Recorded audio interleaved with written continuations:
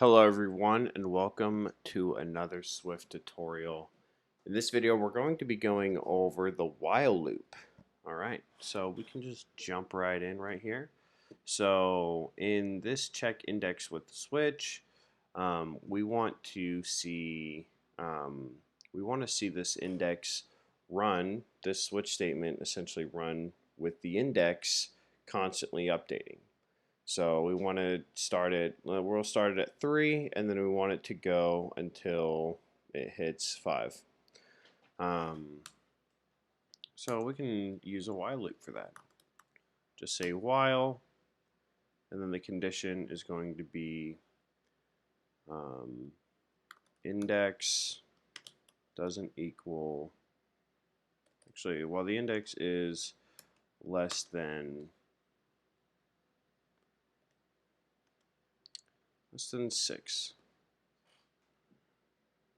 We will take this, and we're just going to wrap this entire switch statement in our while loop. We can take this. It looks weird, so just select all of it and hit Tab, and you'll be right over. All right. So now our index. This is going to run. This is essentially going to run in a massive loop, though, because there's nothing in here that increases the size of the index. So I'm going to show you something pretty interesting. Inside this while loop, we can take index and then plus equals 1. But take a look at this. We're going to get an error. Left side of mutating operator isn't mutable. Index is a let constant. All right, so parameters, we can't mutate our parameters. So instead, what we're going to have to do is create our own in scope variable. Gosh, that's an awful name. Whatever. All right. So that's going to equal our index, and then we can run all of our logic on this in scope variable. So we can replace all of the instances in here with our in scope variable.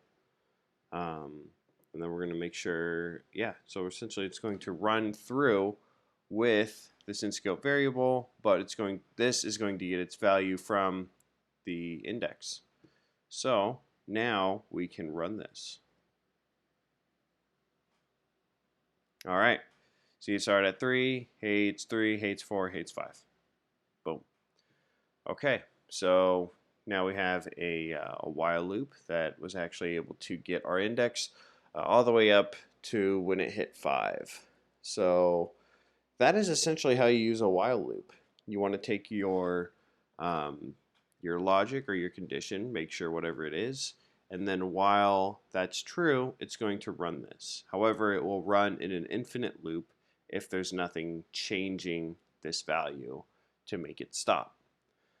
So, that's essentially the while loop. I look forward to seeing you guys in the next one. We're going to be going over for loops and how to use them and when to use them.